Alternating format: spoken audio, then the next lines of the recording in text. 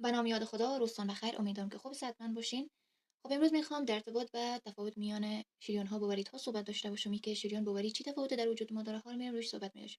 اولین نکته ای که خیلی برای ما واضح است که شریان ها که هستن نبض دارن ولی واریدها نبض ندارن.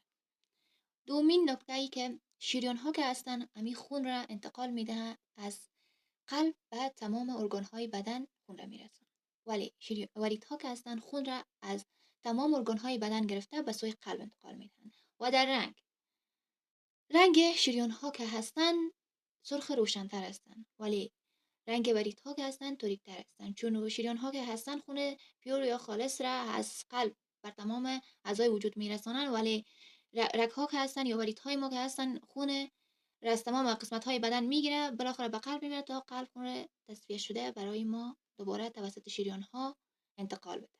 خب نکته چهارم، عضلاتی، دیوارهای عضلاتی ضخیم‌تر دارن. شریان ها که هستن دیوارهایشون عظیم‌تر هستن، ولی از واریدها که هستن امی دیوارهای عضلاتی باریک‌تر دارن. خب نکته پنجم، دیوارهای شریان ها الاستیکی هستن، یعنی خاصیت الاستیکی دارن، ولی شریان از واریدها که هستن الاستیکی نیستن، خاصیت الاستیکی ندارن. نکته هفتم، ما در خود می لاینینگ یا همی لاین های شریان ها والو ها وجود نداره، یعنی کدام راهی یا مسیر عبوری که از عبور شده باشه وجود نداره، ولی در واریدها همین یک موضوع است که وال ها یا یک راه یا مسیر عبور در لاین هایش است در داخل.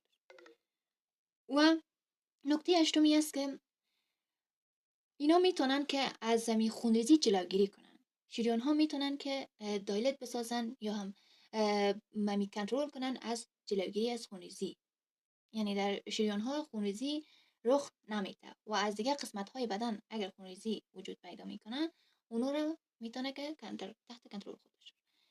و همین موضوع در واریدها نیست، یعنی واریدها قابلیت این نداره که دایلت کنه یا هم کنترل داشته باشه بلاد فلو یا هم ممی خونریزی. نکته نهم ما است که است که خون اکسیژن داره بر تمام بدن میرسانه شریان ها، ولی واریدها که هستن خون اکسیژن داره بر تمام قسمت های بدن نمیرسانن. و در قسمت ای که شریان ها خون اکسیژن داره و تمام قسمت های بدن میرسانه بجز از همین شریان های ریوی که به انسان می باشه. خب بریم سلاید بعدی.